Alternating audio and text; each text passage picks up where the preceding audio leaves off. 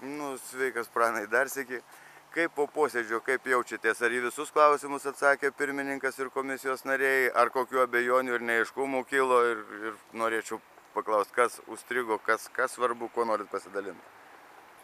Vienas toksai klausimas, aš jo ir paklausiau komisijos, kodėl per mėnesį nuo prezidento rinkimų iki dabar, iki referendumo, komisija darydama naują rinkėjų sąrašą įrašė papildomai 100 000 žmonių į sąrašą.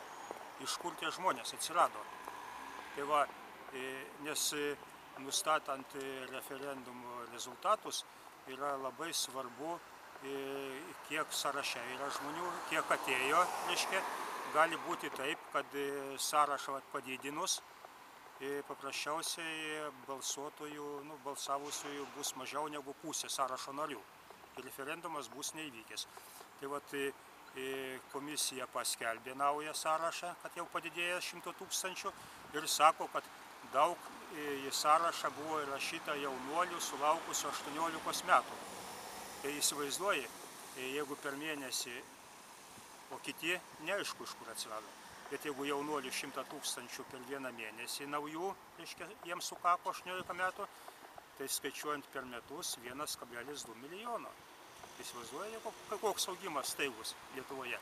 Netgi Amerikoje, kur gyvena 300 milijonų žmonių, 1,2 milijono yra skaičius per didelis. Tiek nėra tenai.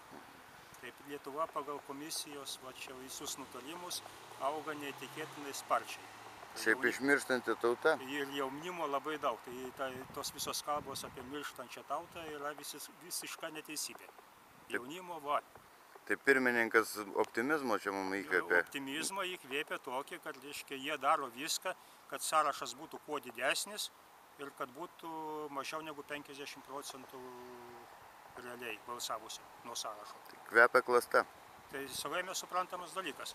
Jis, va tai, kai tu klausai dėl šito Tėvynės sąjungos nutarimo, kad jie ragina boikotuoti. Tai va, ką Vaigauskas sakė, raginimas boikotuoti tai yra dvigubas paneigimas. Ir kad čia jau negerai jie daro. O sąrašo išplėtimas taip, kad referendumas būtų neįvykęs, tai kas yra? Boikotas. Tai yra blogiau negu boikotas, čia jau sąmoningas klastojimas. Straipsniais kvepia? Nu tai va, tai apie šitą reikia ir kalbėti.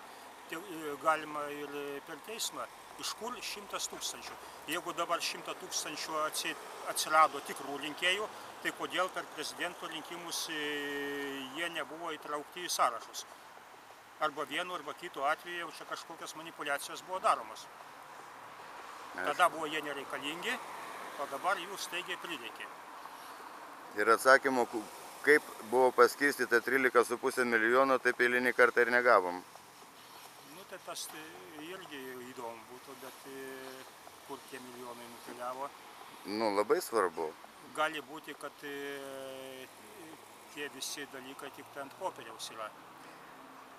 Nes tie milijonai skirti ir informacijai daug jų skirta, o jeigu jos nėra, tai vadinasi kažkas paėmė ir darbo neatliko. Nu tai jie pažadėjo, kad dar duos ataskaitą, tai mes kažkaip tada susipažinsim, nes šiuo metu tai labai jau keistai skamba.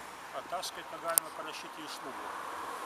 Nu tai vis tiek labai bus įdomu ir iš lubų ataskaitos, kada už vieną televizijos laidą mokamos tokios sumos, kaip už autorinę laidą pastatytą kažkokį videofilmą, nu tai čia jau labai įdomu. Pažiūrėkit 18 dienos VRK posėdžio įrašą, ten, kur svarstomos sumos, kiek sumokėti LRT už papildomą laiką eterio, ten buvo suminėtos tokios sumos, kad net didysis Udrys atsilošė ir sakė, ką šitiek už vieną laidą, tai šitiek pinigų davus bet kokie komerciniai, jie visas laidas už tą sumą pratransliuotų.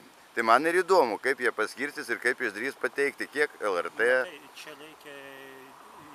reikia formaliai, kad parodys, kad išleista tai tiek pinigų, kad ir priklauso, reiškia, visa informacija duota žmonėms, o jos nėra. Tai reikia turėti įrodymą, kad jie tik tai vieną vienintelę laidą padarė už tą sumą visą, o ne kiek priklauso. Pagal referendumų įstatymą ten daug valandų priklauso. Aš tikiuosi, išklotiniai to atsispindės.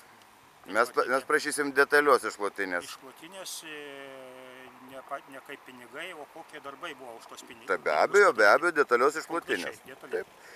Pirmiausia, jie turės pasakyti, kiek jie skiria LRT, o tada reikės LRT išklotinės, kad pateiktų darbus atliktus. Ką jie padarė? Kiek gavo režisierius, kiek operatorius, kiek vedantysis. Ir tada žiūrėsim, kas čia vyksta. Nu gerai, ką, ačiū, daugiau nekankinsiu. Ačiū.